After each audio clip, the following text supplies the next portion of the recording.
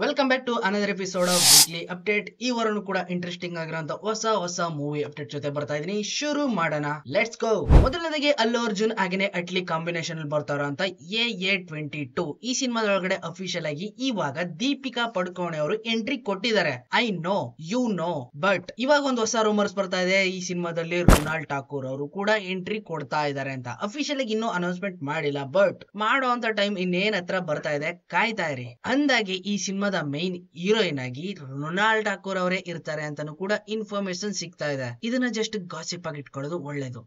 ಇನ್ನ Prabhas the Raja Sab cinema ಬರ್ತಾ ಇದೆ. ಈ ಸಿನಿಮಾದ ಅಫಿಷಿಯಲ್ ರನ್ ಟೈಮ್ ರಿವೀಲ್ಡ್ ಆಗಿದೆ. ಅಂದ್ರೆ ಎಕ್ಸಾಕ್ಟ್ ಆಗಿ ಇಷ್ಟೇ ನಿಮಿಷ ಇರ್ತದೆ ಅಂತ ರಿವೀಲ್ಡ್ ಆಗಿಲ್ಲ. 3.5 ಗಂಟೆ ಇರ್ತದೆ ಅಂತ ಅಂದಾಜನ್ ಮೇಲೆ ಹೇಳ್ತಾವ್ರೆ. ತುಂಬಾ ಶಾರ್ಟ್ ಆಗೋಯ್ತಲ್ವಾ. ಇನ್ನ ದುಲ್ಕರ್ ಸಲ್ಮಾನ್ ಅವ್ರದ್ದು ಕಾಂತಾವ್ ಸಿನಿಮಾ ಬರ್ತಾ ಇದೆ. ಪೋಸ್ಟರ್ ಗಳೆಲ್ಲ ನೋಡಿರ್ತೀರಾ. ಇದೇ ಸಿನಿಮಾ ರಿಲೀಸ್ ಆಗ್ತಾ ಇದೆ August 1ಕ್ಕೆ. ಇನ್ನ ರಾಮ್ ಚರಣ್ ಅವರ ಪೇದಿ ಸಿನಿಮಾ ರಿಲೀಸ್ ಆಗೋದು ಇನ್ನು 1 ವರ್ಷ ಟೈಮ್ ಐತೆ. ಆವಾಗ್ಲೇ ನೆಟ್ಫ್ಲಿಕ್ಸ್ ಅವರು ಈ ಸಿನಿಮಾನ 105 ಕೋಟಿಗೆ ಪರ್ಚೇಸ್ ಮಾಡ್ಬಿಟ್ಟವ್ರೆ ಅಡ್ವಾನ್ಸ್ ಆಗಿ. ಲಾಸ್ಟ್ ಇಯರ್ ಆವೇಶಂ ಅಂತ ಒಂದು ಸಿನಿಮಾ ಬರ್ತು ಫಹದ್ ಫಾಸಿಲ್ ಅವ್ರದ್ದು. ಇದೇ ಸಿನಿಮಾನ ಈಗ ತೆಲುಗುನಲ್ಲಿ ರೀಮೇಕ್ ಮಾಡ್ತಾವ್ರೆ. ಅಂದ್ರೆ ಇದ್ರಲ್ಲಿ ಹೀರೋ ಆಗಿ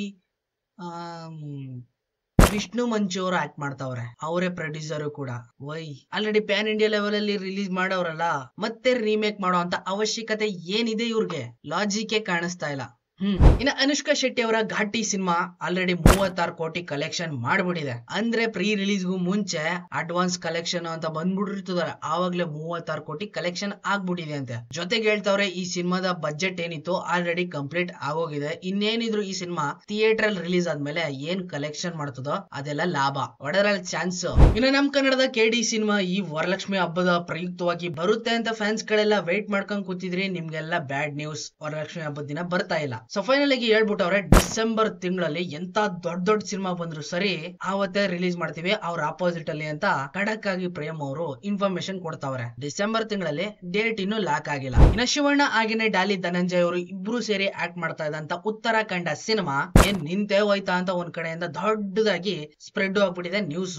ಇನ್ನ ಅಫಿಷಿಯಲ್ ಆಗಿ ಹೇಮಂತಣ್ಣ ಅವರನ್ನೇ ರಿವೀಲ್ ಮಾಡವ್ರೆ. ಸದ್ಯಕ್ಕೆ ಈ ಸಿನಿಮಾನ ಸ್ಟಾಪ್ ಮಾಡಿದೀವಿ, ಕಂಟಿನ್ಯೂ ಮಾಡ್ತೀವಿ. ಈಗ ಆಲ್ರೆಡಿ ಕಡೆ ನಾನು ಸ್ವಲ್ಪ ಬಿಸಿ ಆಗ್ಬಿಟ್ಟಿದೀನಿ, ಅದಕ್ಕೋಸ್ಕರ ಸ್ವಲ್ಪ ಸ್ಟಾಪ್ ಮಾಡಿ ಅದ್ರ ಮೇಲೆ ಫೋಕಸ್ ಮಾಡ್ತಾ ಇದೀನಿ ಅಂತ ಅಫಿಷಿಯಲ್ ಆಗಿ ರಿವೀಲ್ ಮಾಡವ್ರೆ. ಇದ್ರ ಜೊತೆಗೆ ಡಾಲಿ ಧನಂಜಯ್ ಆಗೇನೆ ಶಿವಣ್ಣ ಅವ್ರದ ಮತ್ತೊಂದ್ ಸಿನಿಮಾನೇ ಹೇಮಂತಣ್ಣ ಅವರು ತಿರ್ಗಾ ಅನೌನ್ಸ್ ಮಾಡವ್ರೆ. 666 ಆಪರೇಷನ್ ಡ್ರೀಮ್ ಥಿಯೇಟರ್ ಇದು ಸಿನಿಮಾದ ಟೈಟಲ್. ಸಣ್ಣದಾಗಿ ಗ್ಲಿಮ್ಸ್ ನು ಕೂಡ ಬಿಟ್ಟವ್ರೆ, ನೋಡ್ಕೊಂಡ್ ಬನ್ನಿ ಒಂದ್ಸತಿ. ಇನ್ನ ರಾಕಿಂಗ್ ಸ್ಟಾರ್ ಯಶ್ ಅವರ ಟಾಕ್ಸಿಕ್ ಸಿನಿಮಾದ ಶೂಟಿಂಗ್ ಬೆಂಗಳೂರಲ್ಲಿ ನಡೀತಾ ಇತ್ತು ಅಫಿಷಿಯಲ್ ಆಗಿ. ಸೊ ಈ ಸಿನಿಮಾದಲ್ಲಿ ಹೀರೋಯಿನ್ ಆಗಿ ಆಕ್ಟ್ ಮಾಡ್ತಾರ ಅಂತ ಕಿಯಾರಾ ಅಡ್ವಾನಿ ಅವರು ಪ್ರೆಗ್ನೆಂಟ್ ಆಗಿದ್ದಾರೆ. ನಿಮ್ಗೆಲ್ಲ ಗೊತ್ತಿರೋ ವಿಷಯನೇ. ಸೊ ತುಂಬಾ ದೂರ ಹೋಗಿ ಬರೋದು ಕಷ್ಟ ಆಗುತ್ತೆ ಅಂತ ಶೂಟಿಂಗ್ ಸ್ಪಾಟ್ ನೇ ಶಿಫ್ಟ್ ಮಾಡ್ಬಿಟ್ಟಿದ್ದಾರೆ ಮುಂಬೈಗೆ. ಅಂದ್ರೆ ಕಿಯಾರಾ ಅಡ್ವಾನಿ ಅವರು ಪ್ರೆಗ್ನೆಂಟ್ ಆಗ್ತಾ ಇದಾರೆ. ಅವ್ರಿಗೂ ಸ್ವಲ್ಪ ಏನಾದ್ರೂ ಹೆಚ್ಚು ಕಡಿಮೆ ಆಗ್ಬೋದು ಅನ್ನೋ ಒಂದು ಯೋಚನೆ ಮುಖಾಂತರ ರಾಕಿಂಗ್ ಸ್ಟಾರ್ ಯಶ್ ಅವರು ಸಿನಿಮಾ ಸ್ಪಾಟ್ ನೇ ಸಮೇತ ಎತ್ತಾಕೊಂಡು ಮುಂಬೈಗೆ ಹೋಗ್ಬಿಟ್ಟವ್ರೆ. ಅಲ್ಲೇ ಶೂಟ್ ಮಾಡೋಣ, ನಿಧಾನವಾಗಿ ಶೂಟ್ ಮಾಡೋಣ ಅನ್ಬಿಟ್ಟು ಕಿಯಾರಾ ಅವ್ರಿಗೆ ಸ್ವಲ್ಪ ಹೆಲ್ಪ್ ಆಗ್ಲಿ ಅಂತ.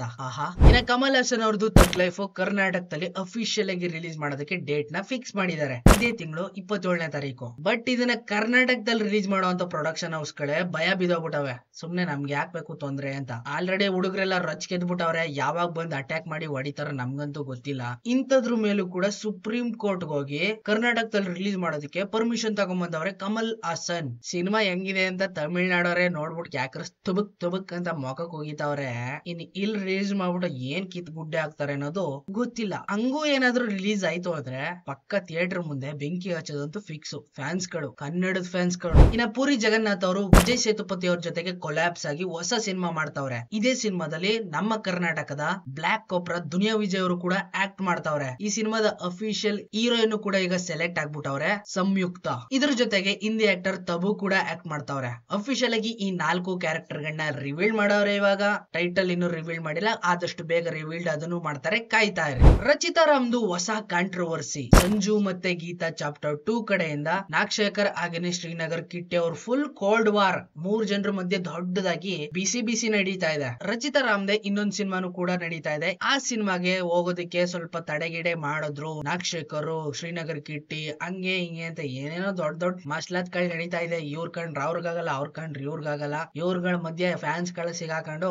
ನರಳಾಡ್ತಾವ್ರೆ. ಸಿನಿಮಾ ರಿಲೀಸ್ ಆಗಾಯ್ತು, ಸ್ಟೋರಿ ಹೆಂಗಿದೆ ಅನ್ನೋದು ಗೊತ್ತಾಯ್ತು, ಕಚ್ಚಡವಾಗಿತ್ತು ಅಂತ ಎಲ್ಲಾ ಫ್ಯಾನ್ಸ್ ಗಳಿಗೂ ಗೊತ್ತು. ಹಿಂಗಾದ್ಮೇಲೂ ಕೂಡ ಯಾಕೆ ಹಿಂಗ್ ಕಚ್ಚಾಡ್ತಾರೆ ಅನ್ನೋದು ಒಂದು ಕೂಡ ಅರ್ಥ ಆಗ್ತಾ ಇಲ್ಲ. ಇನ್ನ ನಾನಿ ಅವರ ಇಟ್ ಚಾಪ್ಟರ್ 3 ಬಂದು ರಿಲೀಸ್ ಆಗಿ ಎಲ್ಲಾನು ಮುಕ್ಕೊಂಡು ಹೋಗಾಯ್ತು. ಇವಾಗ ಈ ಸಿನಿಮಾದ ಮೇಲೆ ಹೊಸ ಕೇಸ್ ಹಾಕವ್ರೆ ಸೋನಿಯಾ ಅನ್ನೋರು, ನಾರ್ತ್ ಇಂಡಿಯಾದಲ್ಲಿ ಸ್ಕ್ರಿಪ್ಟ್ ರೈಟರ್. ಅವ್ರು ಹೇಳ್ತಾ ಇದಾರೆ ಈ ಸಿನಿಮಾದ ಕತೆ ಅಂದ್ರೆ ಇಟ್ ಚಾಪ್ಟರ್ 3 ಕತೆ ಏನಿತ್ತು ಅದನ್ನ ಆಲ್ರೆಡಿ ನಾನು 2022 ರೆಡಿ ಮಾಡಿದ್ದೆ. ಅದನ್ನ ಸ್ಕ್ರಿಪ್ಟ್ ಆಗು ಕೂಡ ಬರ್ದು ರೆಡಿ ಮಾಡಿ ಇಟ್ಕೊಂಡು ರಿಜಿಸ್ಟ್ರೇಷನ್ ಕೂಡ ಮಾಡಿಸಿದೆ. ಇದ್ರಲ್ಲಿ ಆಕ್ಟ್ ಮಾಡೋದಕ್ಕೆ ನಾನೇ ಅವರೇ ಕರೆಕ್ಟ್ ಆಗಿರ್ತಾರೆ ಅಂತಾನು ಕೂಡ ಅನ್ಕೊಂಡು ಅವ್ರಿಗೊಂದು ಕಾಪಿನೂ ಕೂಡ ಕಳ್ಸಿದೆ. ಅವ್ರು ನನ್ ಸ್ಟೋರಿನ ಕದ್ಬಿಟ್ಟು ಸಿನಿಮಾ ಚೆನ್ನಾಗಿ ದುಡ್ಡು ಮಾಡ್ಕೊಂಡ್ಬಿಟ್ಟವ್ರೆ ಅನ್ಬಿಟ್ಟು ಕೇಸ್ ಹಾಕಿದಾರೆ.